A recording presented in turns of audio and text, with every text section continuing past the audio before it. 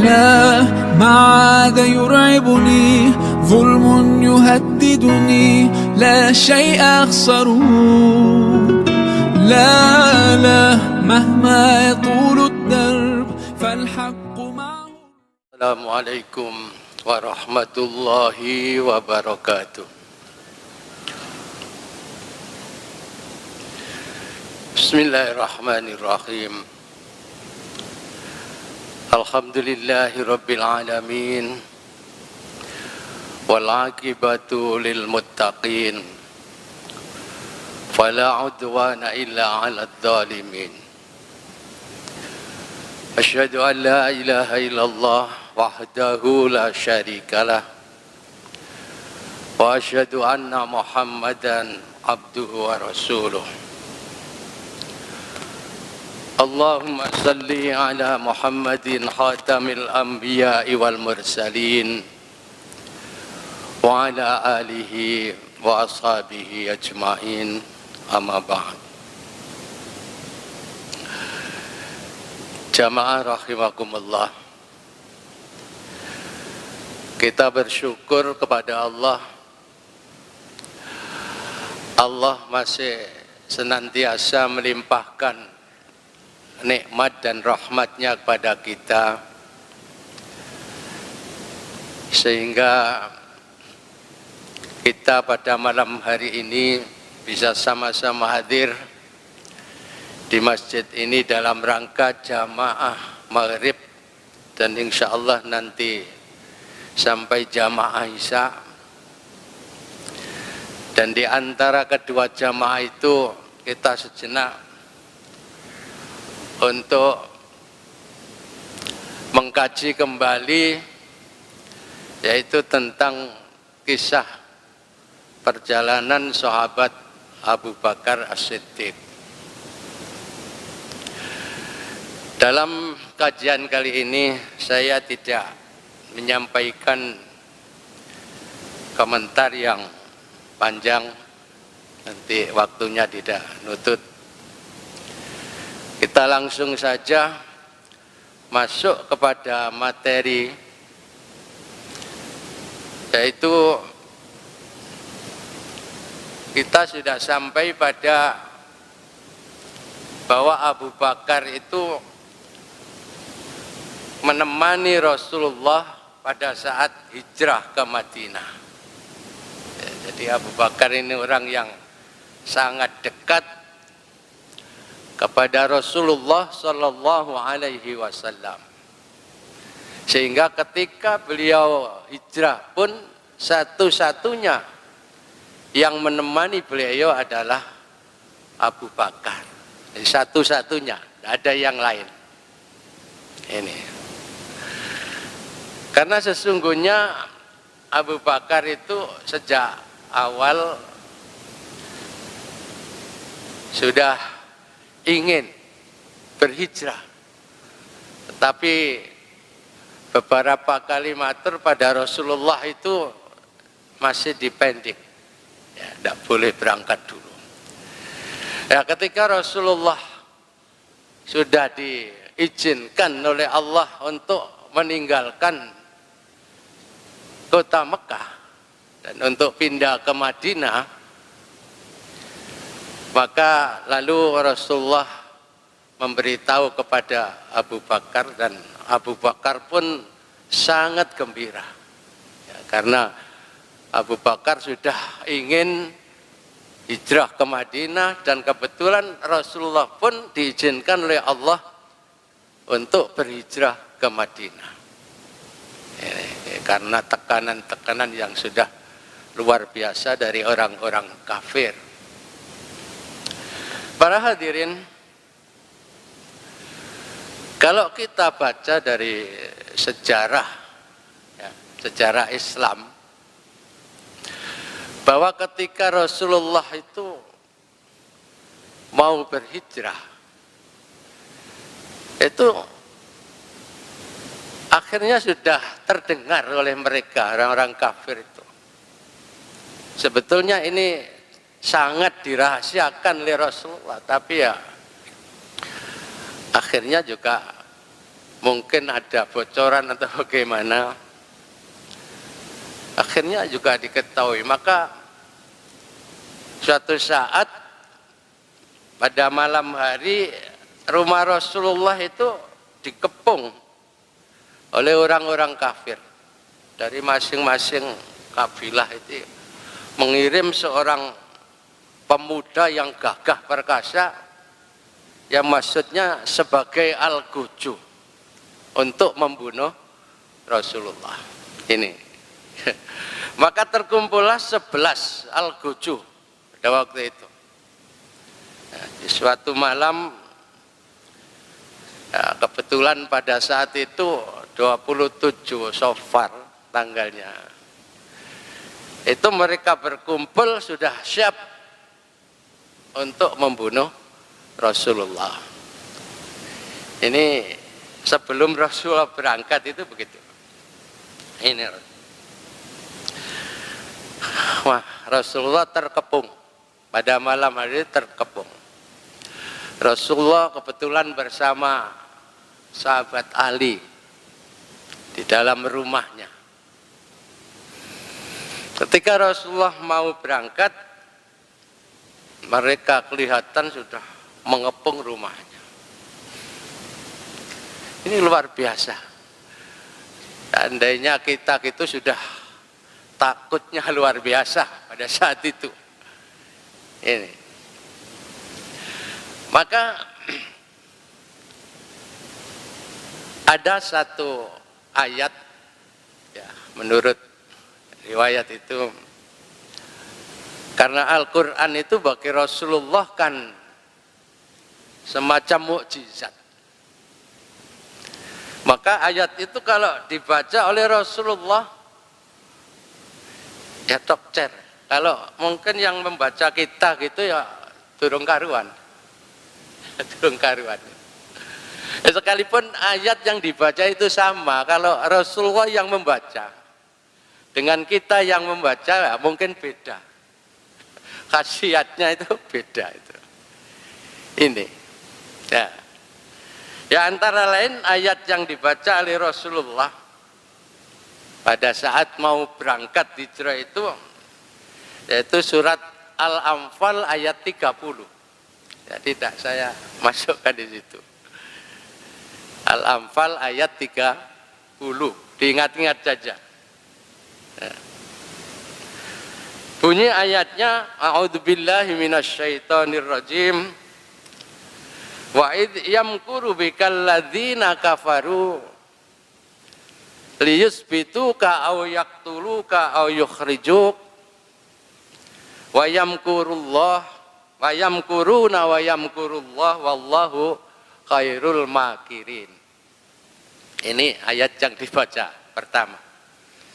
Jadi Rasulullah diingatkan oleh Allah ya akan ayat ini satu saat, dan kebetulan yang dibaca pada saat itu ya ayat ini. Kata Allah, dan ingatlah. Jadi Allah mengingatkan pada Rasulullah, karena Rasulullah itu ya sering kan dihadang, dihalangi, ditantang dan lain sebagainya, bahkan diancam itu. Maka antara lain ayat yang satu ini diingatkan oleh Allah gini. Dan ingatlah ketika orang kafir Quraisy ya memikirkan tipu daya, ya, mengatur siasat, mengatur tipu daya untuk apa? Liyusbituka, untuk menangkap kamu. Maunya ditangkap lalu dipenjara. Ya, ditangkap, penjara maunya. Ini, wah, ini kok berubah? Ya nanti aja. Ditangkap, di penjara maunya. Au yaqtuluka, atau dibunuh kamu. Mereka ingin membunuh kamu. Au yukhrijuka, atau mengusir kamu ya, dari Mekah tentunya. Mau diusir kemana datang. Maka wa yamkuruna wa yamkurullah. Mereka bikin tipu daya, Allah pun bikin tipu daya. Tapi tipu daya orang-orang kafir masih kalah dengan tipu daya Allah. Ya, kalah. Rekayasa orang-orang kafir masih kalah dengan rekayasa Allah. Jadi wa yamkuruna wa yamkurullah wallahu khairul makirin. Allah itulah yang paling bagus tipu dayanya. Tidak ada yang bisa menandingi budaya Allah. Nah, ini juga suatu pelajaran bagi kita umat Islam ini. Ya, suatu saat mungkin ada orang-orang yang tidak senang pada Islam, misalnya bikin tipu daya, bikin rekayasa yang maksudnya untuk menghancurkan umat Islam misalnya. Ya, ini bisa juga kita dengan hati yang betul-betul tulus membaca ayat ini seperti Rasulullah. Tapi apa mandi kayak Rasulullah? Nah, inilah yang menjadi pertanyaan. Rasulullah itu orang yang maksum, terjaga dari segala dosa. Rasulullah bagi orang yang sudah jelas masuk surga, ya, bahkan orang yang pertama kali nanti akan masuk surga itu. Tapi kita kan ya ini mungkin masih banyak kesalahan, mungkin banyak dosa, tapi makanya mungkin kadang-kadang doa-doa kita dan ayat-ayat yang kita baca yang sebetulnya ya, itu untuk menangkis tipu daya orang-orang yang tidak beriman itu kadang-kadang ya meleset. Nah, inilah. Makanya orang-orang yang beriman, orang-orang Islam ini harus evaluasi. Jadi evaluasilah. Apa sebenarnya kesalahan-kesalahan yang masih saya lakukan, yang masih kita lakukan, sehingga kadang-kadang rekadaya umat Islam itu masih kalah dengan rekadaya orang-orang yang tidak senang Islam. Ini umat Islam perlu berpikir tentang itu. Para hadirin, Rasulullah di samping membaca ayat itu, ada ayat lain yang dibaca lagi, yaitu dalam surat Yasin. Kadang-kadang kita itu sudah banyak yang lanyah baca Yasin, bahkan banyak yang hafal. Bahkan saudara-saudara kita itu yang tidak bisa baca Quran itu surat Yasin itu banyak yang hafal. Kadang-kadang di kalangan kita ini yang sudah bisa baca Quran, sudah lancar itu surat Yasin kehafal. Inilah kekurangan kita. Mestinya kalau lancar ya Yasin apa. Dan saya akui saya sendiri dulu pernah hafal, tapi tambah tua kok tambah lali gitu. Pernah hafal surat Waqiah, surat bangsa, surat-surat sing ya katakanlah banyak pelajaran di dalamnya. Itu kadang-kadang kita sudah hafal, tapi tambah tua mergo jarang dihafal namanya lali. Gitu. Ini makanya perlu Quran itu selalu kita baca. Ini. Nah, antara lain ayat yang dibaca oleh Rasulullah itu surat Yasin ayat 9. Ya. Wa ja'alna min baini aydihim saddaw wa min khalfihim saddam fa aghshaynahum fahum la yubsirun. Dan kami jadikan, kata Allah, Di hadapan mereka ada sekat atau dinding atau tabir. Dan di belakang mereka juga ada sekat atau tabir. Dan kami tutup mata mereka sehingga mereka tidak dapat melihat. Ini ada yang menghubungkan bahwa ayat ini ada hubungannya dengan ketika Rasulullah mau hijrah itu. Rasulullah katanya membaca ayat ini. Depannya ada tabir, belakang ada tabir, jadi tidak kelihatan matanya. Para Al-Gujus 11 tadi sudah tidak melihat. Akhirnya Rasulullah di tengah malam enak saja keluar. Bahkan diceritakan kan dalam sejarah itu Rasul mengambil tanah atau debu dari belakang rumah, lalu dilihat mereka kok sudah tidur semua di sawurno. Turu kabeh. Nah sing nyawuri dhewek ya kira-kira gak apa-apa. Rasulullah ya. Akhirnya berangkat. Dan sebelum berangkat itu Rasulullah berpesan pada Ali. Li, nanti kamu tidur di sini dan pakai selimut yang biasa saya pakai. Ya. Yaitu selimut yang hijau, kata Rasulullah. Ali nurut saja, kamu pasti selamat. Dijamin selamat. Oh, nek ke Ali, Kak Wani. Ya. Nah, jadi menjadi sasaran nanti kan gitu. Tapi kata Rasulullah dijamin, insya Allah kamu selamat. Ya, kalau Rasulullah yang jamin ya mungkin sudah pasti. Nah, maka keluarlah Rasulullah menuju ke rumah Abu Bakar. Nah, ketemu Abu Bakar, akhirnya diajak berangkat. Ini. Nah, kemudian hubungannya dengan ayat yang tadi, yang di situ ya. Baliklah bagaimana. Dermawanan, penyiksaan. Nah ini. Jadi ketika Abu Bakar menemani Rasulullah hijrah ke Madinah. Nah, ayat yang berhubungan dengan ini itu sebetulnya ini. Rasulullah ketika di dalam gua itu kan sudah terkejar oleh musuh itu. Hampir di pintu gua sudah kelihatan telapak kakinya. Ini.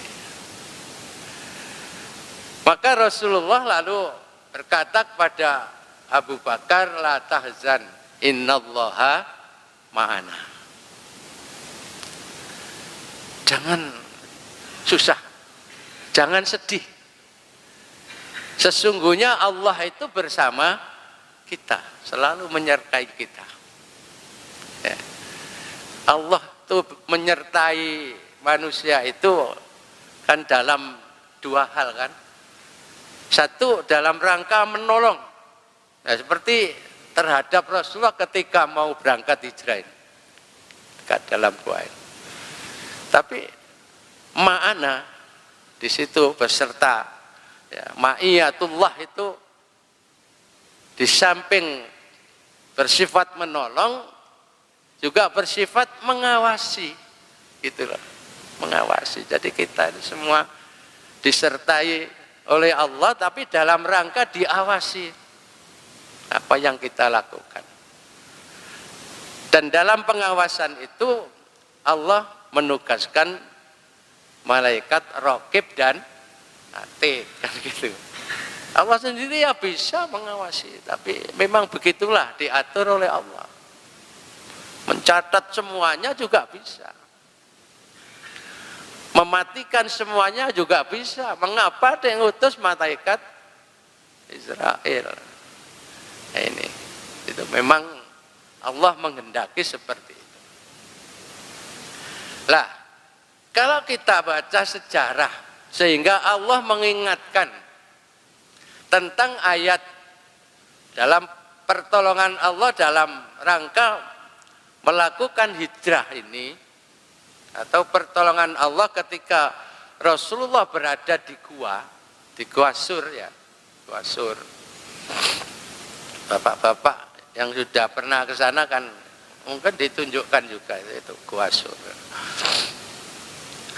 Pada waktu saya melihat itu sudah diproduser, mau dibangun sekitarnya itu. Ini. Nah, di sini ayatnya kan dimulai dengan ini. Illa tansuruhu faqad nasarahullah. Jika kamu tidak mau menolong kepada Rasulullah, ini firman Allah kepada kaum muslimin sendiri, kaum mukminin sendiri yang pada waktu itu diperintahkan untuk ikut perang Tabuk, tapi mereka tidak berangkat gitu loh.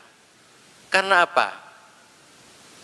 Karena pada saat itu musim panen buah, ya, musim panen buah, tapi cuacanya sangat panas.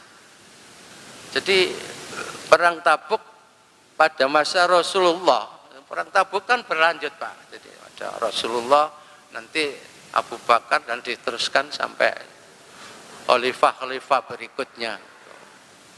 Pada masa Rasulullah ini belum sampai bertempur yang sebenarnya.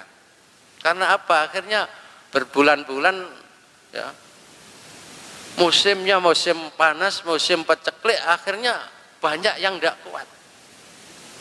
Akhirnya kembali pulang. Ya, hanya beberapa daerah yang bisa pada saat itu ditaklukkan.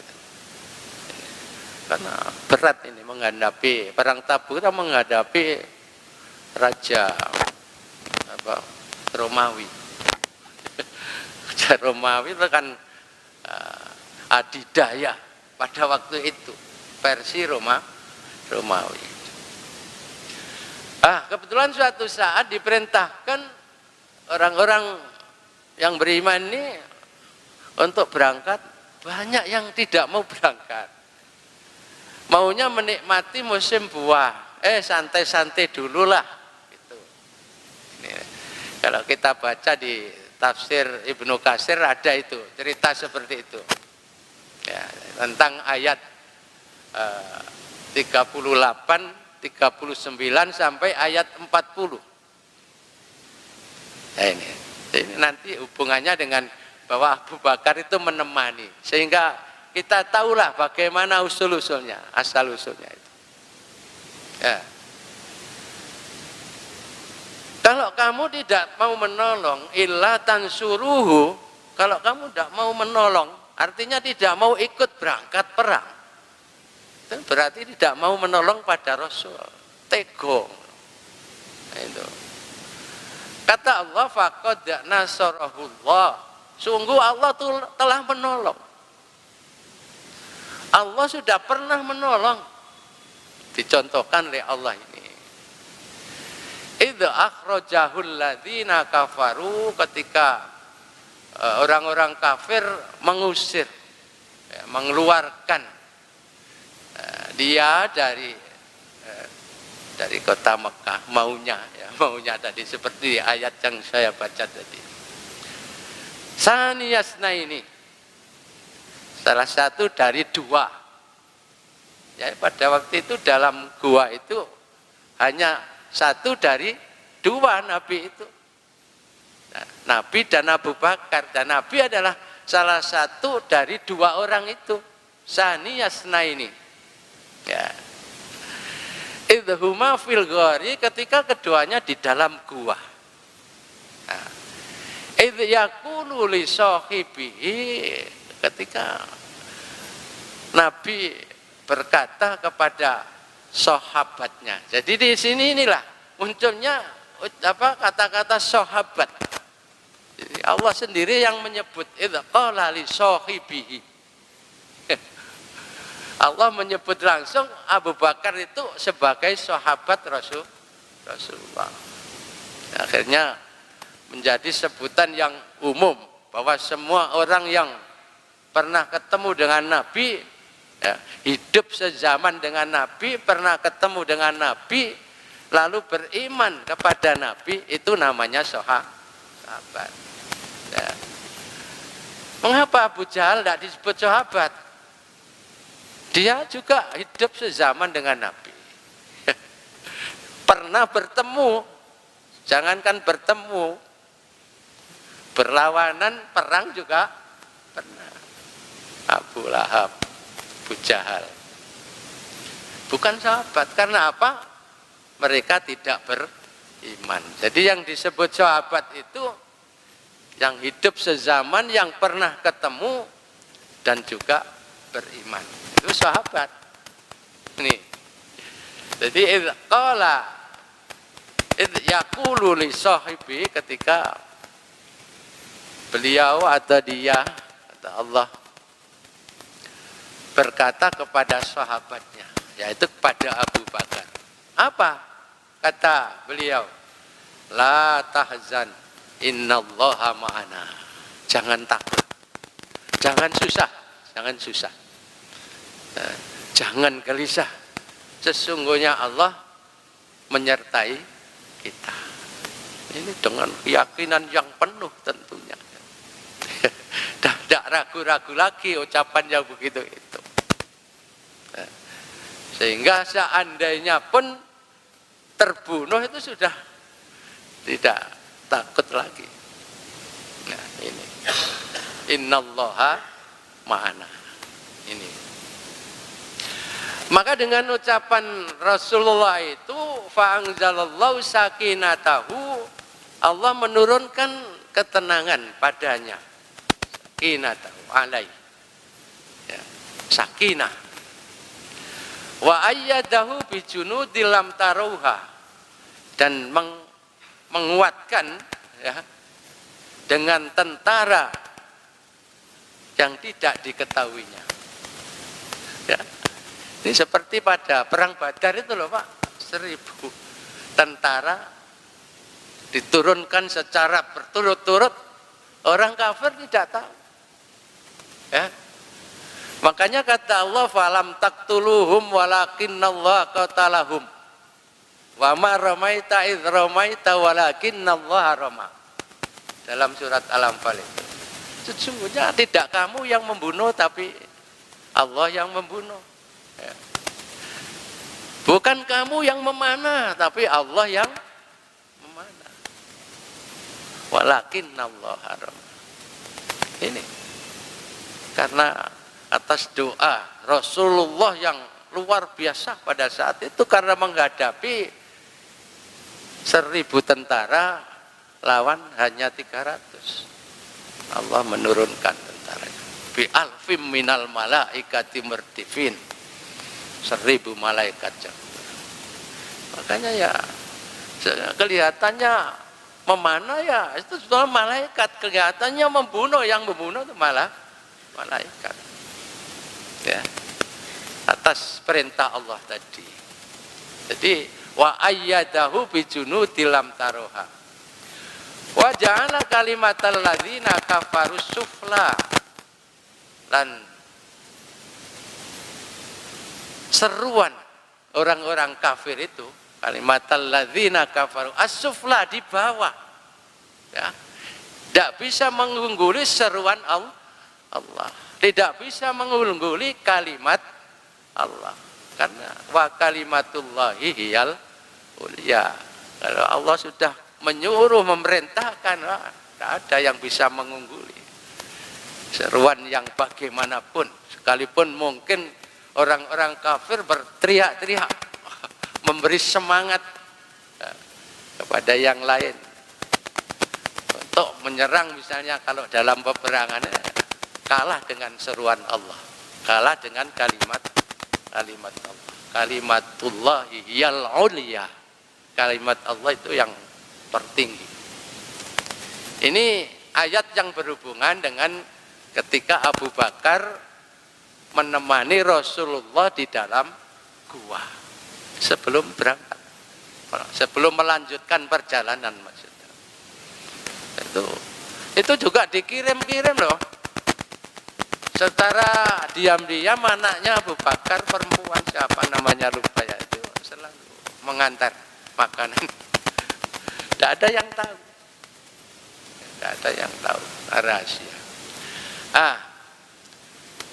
Mengapa kok ada illa tansuruhu faqad nasarahullah? Nek kon gak gelem nulungi, Allah wis nulungi. Nah ini disinilah hubungannya ayat yang sebelumnya ini. Karena ketika orang-orang mukmin dipanggil untuk ikut berperang, ya ayyuhalladzina amanu malakum idza qila lakum munfiru fi sabilillahi saqaltum ilal ard. Nah ini. Hai orang-orang yang beriman. Kenapa sih? Nah, ketika dikatakan padamu infiru fi sabilillah, berangkatlah. Infiru itu berangkatlah. Fi sabilillah, untuk berperang di jalan Allah. Saqaltum ilal ard. Kamu berat terhadap bumi yang kau tinggali itu. Kepengen di situ saja, kepengen di rumah saja dulu.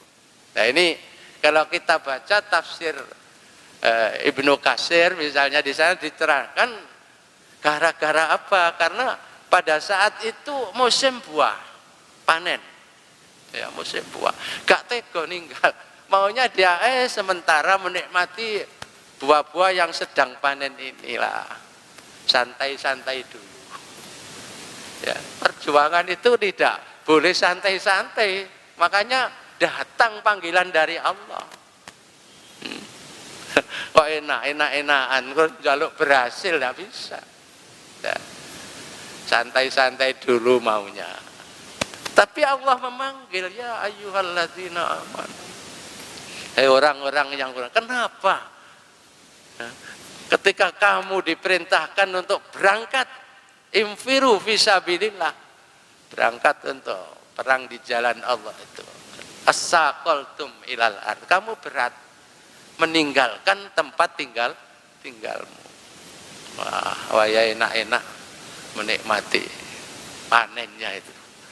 Nah, maka oleh Allah ditegaskan, araditum bil hayatid dunya minal akhirah. Apa kowe luwih seneng, luwih ridho terhadap kehidupan dunia timbang kehidupan akhirat? Itu oleh Allah diingatkan gitu. Apa kowe seneng ya, hanya dengan kehidupan dunia yang sementara ini, yang fana ini, ya, dibanding dengan kehidupan akhirat yang tentunya serba kekal? Itu diingatkan oleh Allah. Ya aja ngono. Apa kowe luwih seneng keuripan donya timbang akhirat? Apa kowe hanya memilih kenikmatan dunia yang sedikit daripada kenikmatan akhirat yang banyak dan kekal? Di dunia hanya sedikit dan fana. Ya. Karena berapapun nikmat dunia itu, orang yang bertriliun-triliun hartanya itu kan hanya digambarkan oleh Rasulullah, celup, ya, air laut dicelup dengan jari. Nah, inilah yang di ujung jari ini dibagi untuk kenikmatan orang seluruh dunia ini. Coba gambarkan, ya, 1% saja lah, katakanlah begitu, dari kenikmatan yang ada, yang akan disebar nanti di akhirat. Hanya ini, ya, air yang menempel di ujung jari itu saja. Ini itu digambarkan oleh hadis Rasulullah. Fama mata'ul hayatid dunya fil akhirati illa qalil. Jadi kehidupan di dunia ini dibanding kehidupan akhirat adalah qalil. Qalil itu hanya sedikit. Sedikit sekali. Ya, kadang-kadang dikejar sampai apa? Bertengkar kadang-kadang, ya. Bahkan dengan saudaranya sendiri kadang bunuh membunuh. Ya, gini. Kadang-kadang terjadi. Tapi naudzubillah. Insya Allah kita yang sudah sering mengaji ya, insya Allah tidak sampai hanya sekedar mengejar dunia yang kolil itu sampai bermusuhan itu. Ya, kadang-kadang bacok-bacokan tonggo sawai itu, masya Allah, hanya sesuatu yang kolil. Makanya Allah mengancam kepada orang yang tidak mau berangkat tadi, illa tamfiru yu'adzibkum adzaban alima. Nek kowe gak gelem berangkat, kata Allah, yu'adzibkum adzaban alima, kamu akan diazab dengan azab atau siksa yang pedih. 5. Wa yastabdil qauman ghairakum, dan Allah akan mengganti dengan kaum yang bukan kamu, diganti dengan kaum yang lebih baik. Ini wala tadurruhu syai'a, kalau kamu tidak mau berangkat itu tidak akan memberi madharat sedikit pun kepada Allah. Ya, Allah gak rugi. Yang rugi justru kamu sendiri. Kamu tidak berangkat, tidak mau menolong Rasulmu, maka kamu akan mendapatkan azaban alimah, siksa yang pedih. Wallahu ala kulli syai'in qadir. Allah selalu kuasa atas segala sesuatu. Jadi hubungannya ayat yang tadi dengan ini. Jadi karena mereka tidak mau berangkat, berarti tidak mau menolong Rasulullah, maka Allah mengingatkan, oh kalau kamu tidak mau berangkat, illa tansuruhu, nek kamu gak gelem nulung Rasul, Allah sing nulung, kan gitu. Ini itu baru sampai di Gua Sur. Ini kemudian tentunya lalu berangkat sampai ke Madinah, ditemani oleh Abu Bakar itu. Tapi yang ruwet kan di situ itu tadi, mau berangkatnya itu tadi. Setelah sampai di sana kan sudah disambut dengan gegap gempita, dengan gembira oleh sebagian dari penduduk Madinah yang telah beriman.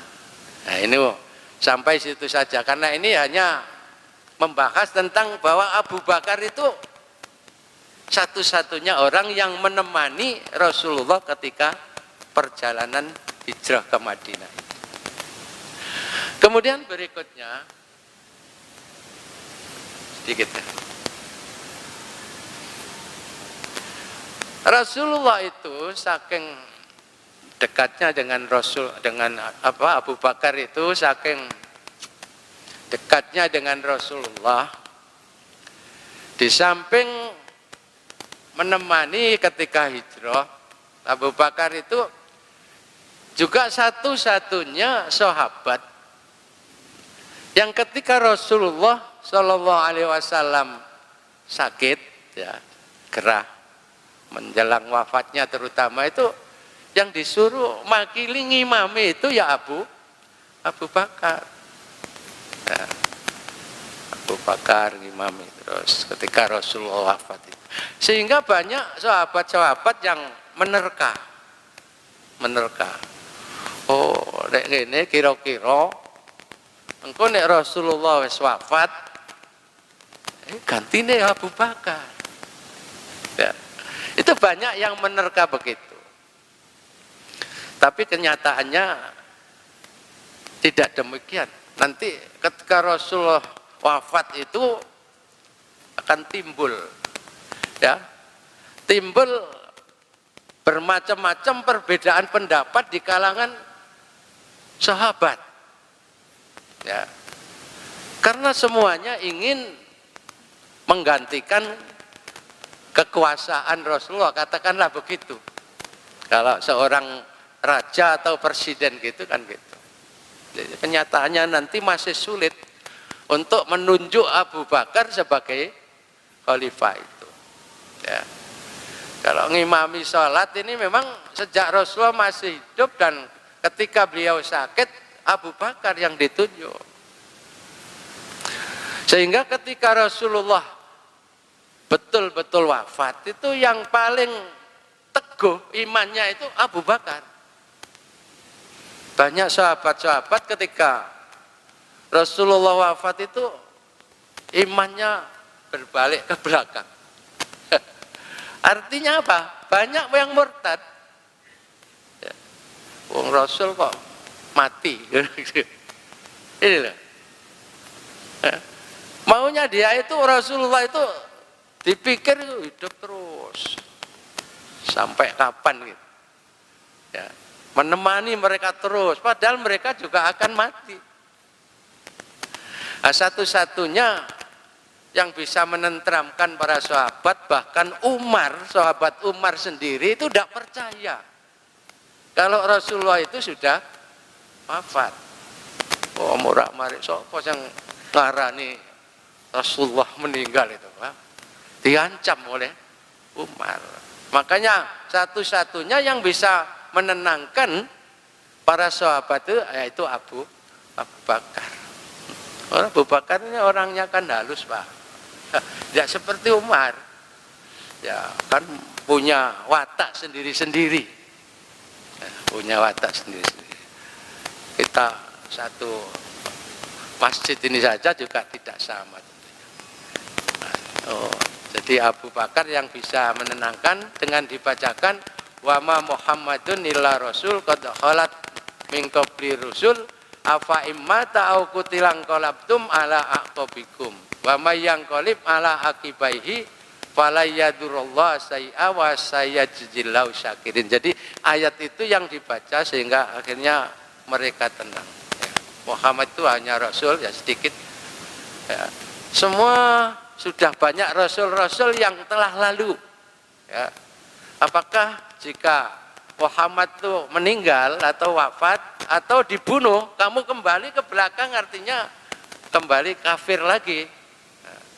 Siapa yang kembali ke belakang atau kafir lagi, nah itu tidak memberatkan apa-apa pada Allah. Ya kamu sendiri nanti yang akan menanggung resikonya.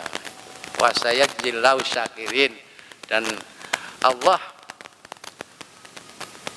akan membalas orang-orang yang bersyukur. Ini ayat yang dibacakan sehingga tenang. Nah ini insya Allah nanti berikutnya kita sudah masuk pada pengangkatan Abu Bakar sebagai khalifah ya, dengan segala macam keributan yang terjadi pada saat itu. Saya kira cukup, mudah-mudahan ya, sedikit ya, tentang Abu Bakar menemani Rasulullah dalam perjalanan hijrah ini. Mudah-mudahan sedikit mengingatkan kembali tarikh yang sudah pernah kita pelajari dulu.